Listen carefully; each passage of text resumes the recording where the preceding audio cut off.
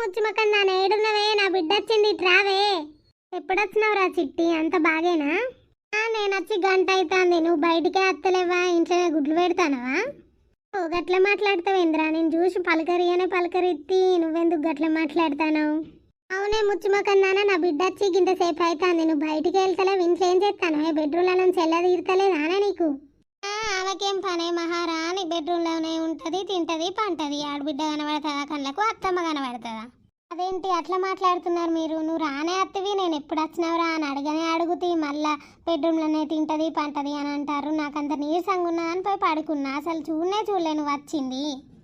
నువ్వెందుకు చూస్తావే, నీకు అదే పని బెడ్రూమ్ నుండుడేనా? ఇంకా నువ్వెందుకు చూస్తావు? అదెందుకు కళ్ళకు కనబడుతుంది? అదేంటి అత్తమ్మ అట్లా మాట్లాడుతున్నారు?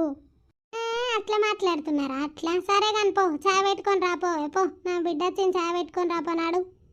సరే అత్తమ్మ. చూసినావా బిడ్డ దాని పొగరు మాటలు ఎట్లా మాట్లాడుతుందో? బెడ్రూమ్లో అన్నది, బెడ్రూమ్ల నుంచి రాని తీర్తలేదు, నువ్వు వచ్చినా కూడా గంత బల్పుకొద్దున్నది అది. అవునే అమ్మా, నేను వచ్చినా కదా, దించుతా మెల్లగా, బల్బ్ అంతా దించుదామే. అబ్బో, లేకపోతే అది మన నెత్తికెక్కి కూర్చుంటాయి కదా బిడ్డ, దాన్ని ఏడు ఉంచాలనో ఆన్నే ఉంచాలి. అవునే అమ్మా. రాలేదా బిడ్డ? రానని అన్నాడే, 2 రోజులైనాక వచ్చి తీసుకొని వస్తపో అని అన్నాడే అమ్మ. సరే బిడ్డదా, ఛాయ్ తాగేదా బిడ్డదా? సరేనే అమ్మాపా. ఇగోరా చిట్టి, ఛాయ్ తీసుకొని వచ్చిన, తీసుకో. ఇంతసేపు ఏడ మునిగినవే, ఇంతసేపు ఆనే ఛాయ్ తేవడానికి, గంట అవుతుంది ఛాయ్ పెట్టుకొని రమ్మని. అరే ఛాయ్ మసలద్దా అత్తమ్మ, పోనే పోతే మీరు తెమ్మని అనగానే తీసుకొని రావడితి, ఇప్పుడే